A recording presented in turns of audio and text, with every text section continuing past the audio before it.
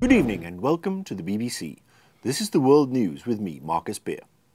No, not really. This is Annoyed Gamer coming to you from our new / interim / perhaps never again set deep in the bowels, and I use that term very accurately, of GameTrailers here in Santa Monica, California. You'll have noticed with a lot of the shows we're changing sets and moving and everything. This is going to be perhaps repeated next week, perhaps never again. We'll see how it goes. And in fact, yeah, obviously, let me know your thoughts. First of all, I want to say thank you to everybody who tuned in last week, and not only that, everybody who shared it. Last week's episode was a monster, some of the best views we've ever pulled in. If you're kind of new to Annoyed Gamer, this is a little bit different this week's show, because obviously I'm not standing around jumping like a loon, so you won't get any whoa, fap, fap, fap. But you will get me sitting here and answering some questions this week.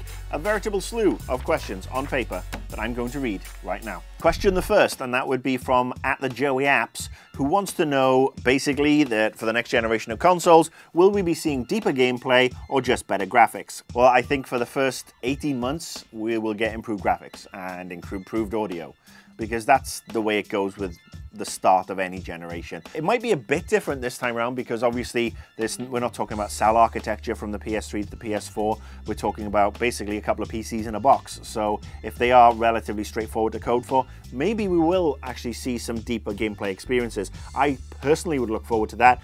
Unfortunately, I think for the first 6, 12, 18 months, we will get bigger maps on Call of Duty. All right, so the next question's from @sublevel28, and she wants to know, are Sony going to listen to the fans with regards to the DRM issue and used games? There was a huge Twitter campaign launched late last week, and I thought it did really, really well. And people don't want the DRM in their used games. The gamers don't anyway, the hardcore gamers. This is a very, very fuzzy picture right now. Sony haven't really come forward and said anything. Microsoft are also kind of backtracking a little bit on various other things. E3 will clear it up. I would say that if Sony are smart, they will turn around and listen to the Twitter campaign that's basically against DRM for used games on the PS4. I mean, they do need to win a lot of fans back and put them back in that pole position. Will they do it? That is down to, the deals they can strike with the publishers, because, a lot of publishers out there are obviously all about the money. I'm sure EA and Activision will have a say in it, and if Sony say no DRM and EA and Activision then turn around and say, well, we're taking our games away, that might be a bit tricky for Sony. Personally, I hope they tough it out. I hope they go the no DRM route, and I hope we still can enjoy used games for the next generation. BL Taylor with a question that basically says that Amazon have priced the PS4 and the Xbox One for £599, but said the price could be lowered. Is this likely to be the price for them? If that's the price for the next gen consoles, they're screwed. I think anybody who goes out north of $400, and that's $400, not pounds, is asking for trouble. I kind of see Sony and Microsoft hitting around the $350 mark. Microsoft possibly even coming cheaper, who knows? But $499 or pounds, $599 or pounds, what's the phrase I'm looking for? Fucking suicide. Confucius90 wants to know, and this is a really topical question, how's married life treating you? Is it affecting your game time? Well, as we're coming up on the 6th-month anniversary, married life is doing fine, thank you very much. And no, it's not cutting into my gaming time because, I mean, we were together 8 years before we got married, and she knows what I like and what I do, and there's nothing cutting into my gaming time. Other than having a life outside games, which I do heartily recommend. I mean, games is are fantastic, and just don't let it swallow you up. Go out, watch a movie, meet people, drink, and then come back and play more games. Next is from @TheLordX, and he wants to talk about the Vita. Given how the remote play function is going to be so important to PS4, will Sony release, lower the price? Will they lower the price on the Vita? And somebody else also asked a similar question and asked, will the Vita come bundled with a PS4? I don't think the Vita will be bundled in every PS4. I think they will do bundles. I think Sony, if they can, should drop the price.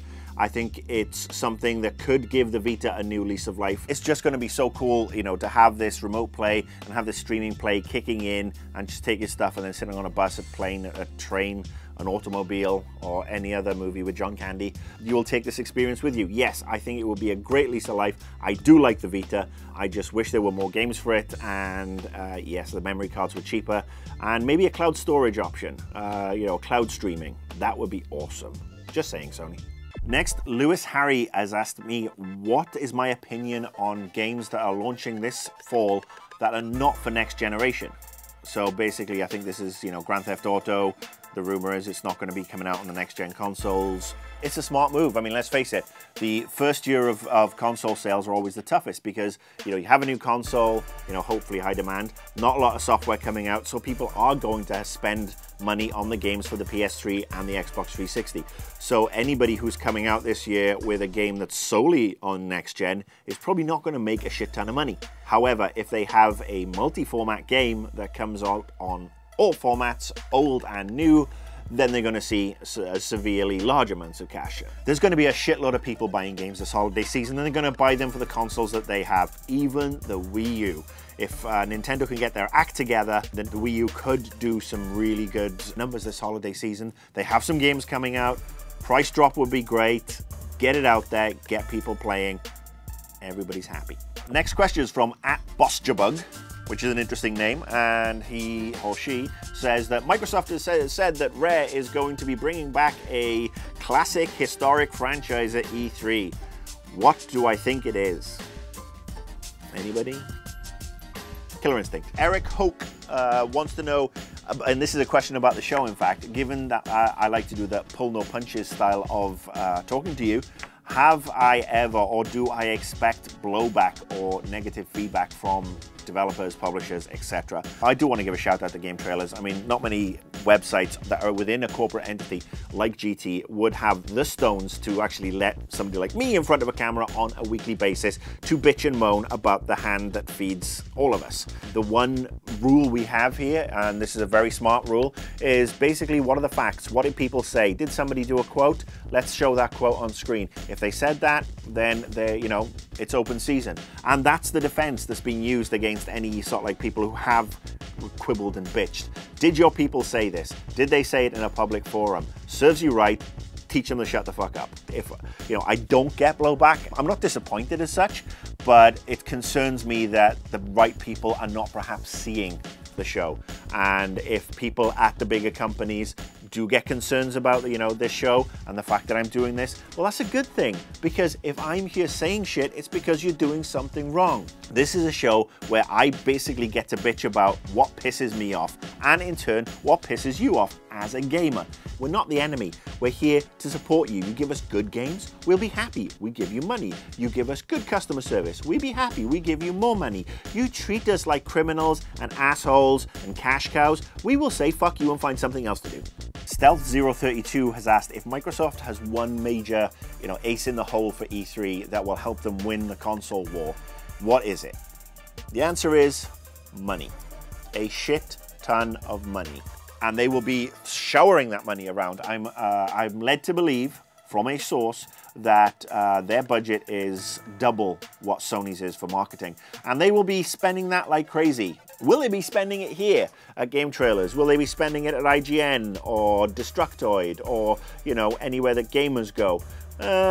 Probably a tiny fraction of it. It will probably be spent during the Oprah Winfrey show, the Ricky Lake show, Ellen DeGeneres. You will see her doing Dancing on Connect, Jimmy Fallon, all those sort of people, you know, that gamers generally don't watch. Next question from @McCall-knows-all. Well, McCall, you obviously don't know all because you asked me a question, but, you know, I'm here to help out. Do you think there is any chance that Microsoft will make changes to Xbox One given the fan outcry? The honest answer is I really don't know, because Microsoft are flip-flopping all over the place. They are, you know, Kinect is always on. Now they're saying Kinect can be turned off, but they said Kinect needs to be on to play the games. And then there's the whole always online or you're not always online, all the stuff I reiterated last week. It'll be interesting to see if they've got their shit together by E3. People are saying, oh, there's going to be some great games at E3. Honestly, given the current shit show of Microsoft PR, they could have some of the best content in the world and they would still figure out a way to fuck it up. Next question is from KingDoug87, and he wants to know, do I have any inside knowledge on the next Infamous? No, I don't. It's the first game I want to play at E3. If anybody from Sucker Punch is watching this show, let me come play it at your offices. I want to play, I want to play, I want to play. All right, last question, and this is from Keith Annette, and he wants to know, what would it take for me to like Xbox One?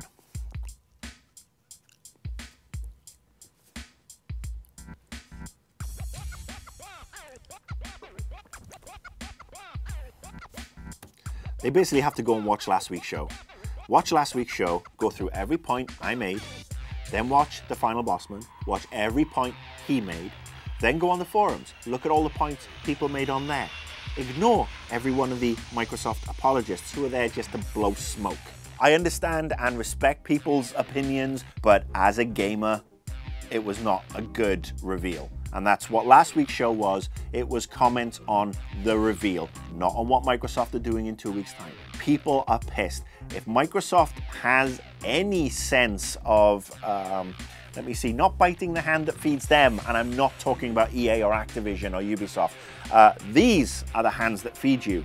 You know why? Because we shell out the money week in, week out, month in, month out for our Xbox Live subscriptions. You know, come out, address all the issues, show us the games, spend the first 5 minutes of that press conference saying, by the way, Connect, we will let you turn it off. There is no fee for used games. You can do this, you can't do that, we won't do this. And then games, games, games, games, games, games. Okay, that's it for this week. Thank you to everybody who sent questions in. I got a really, a whole truckload, proverbial truckload of questions. Couldn't cover them all. Obviously, if you want to be included in the one next month, you have to add me on Twitter, and then we can talk back and forth, and you can insult me and I'll insult you back, and it'll all be good. Show will be back next week. I'm not sure I will be sitting down. I am not sure I will have a table. I might be in a hot tub. Hot tub sounds like a good idea. Can we make that happen, Kyle? We don't have the budget. We don't have the budget. Kickstarter for a hot tub for me. Let's get on with that. I'm off now to relax before the madness of E3. See you next week. See all of our shows and game reviews now on the brand new GT app on Xbox Live and the GT Originals iOS app too. What are you still looking at me for? I sip my coffee. That's your cue to go and do something else now.